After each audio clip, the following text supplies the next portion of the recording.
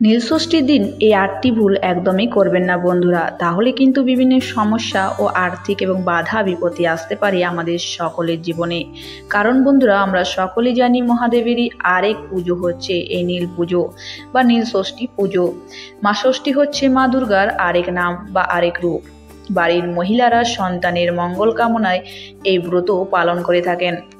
এই বছর 2025 সালে এই নীলষষ্ঠী ব্রত পালন হবে আগামী 13 এপ্রিল 30 চৈত্র রবিবার। এই দিন অমৃত যোগ শুরু হচ্ছে সকাল 6টা 13 মিনিট থেকে সকাল 9টা 32 মিনিটে এবং সন্ধ্যা 7টা 25 মিনিট থেকে 8টা 56 মিনিট পর্যন্ত। তো চলুন বন্ধুরা, জেনে নেওয়া যাক নীলষষ্ঠী পুজো উপকরণগুলি কি কি লাগে এবং নীলষষ্ঠী পুজো কিভাবে করবেন এবং কোন কাজগুলি একদমই করবেন না। নীলষষ্ঠীর প্রধান উপকরণ পঞ্চামৃত, অর্থাৎ দুধ, দই, ঘি, মধু এবং চিনি। পারলে এর সঙ্গে মিশিয়ে নিন কিছুটা কালো তিল ও সিদ্ধি পাতা। এছাড়াও গঙ্গা জল, কাঁচা আম, আকন্দ ফুল, ধুতরা ও নীল অপরাজিতা। তবে ভোলা বাবা তথা ভগবান শিব তথা দেবাদিদেব মহাদেব একটি বেলপাতা দিয়েই সন্তুষ্ট। ভক্তি ভরে পুজো করাটাই হলো আসল। খুব যত্ন করে নিয়ম মেনে করতে হবে পুজো। সারাদিন উপোস করে সন্ধ্যাবেলায় শিবের মাথায় জল ঢালতে হয়। প্রথমে পঞ্চামৃত দিয়ে করে নিন শিবের অভিষেক, তারপরে গঙ্গা জল অথবা ডাবের জল দিয়ে বাবাকে স্নান করান।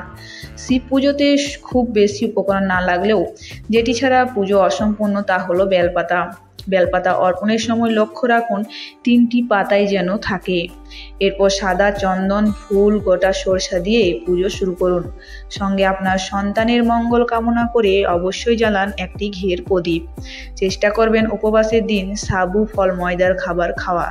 ব্রতের দিন নিষ্ঠা করে কিছু নিয়ম মানলে ভক্তের মনোবাসনা পূর্ণ করেন দেবাদিদেব মহাদেব।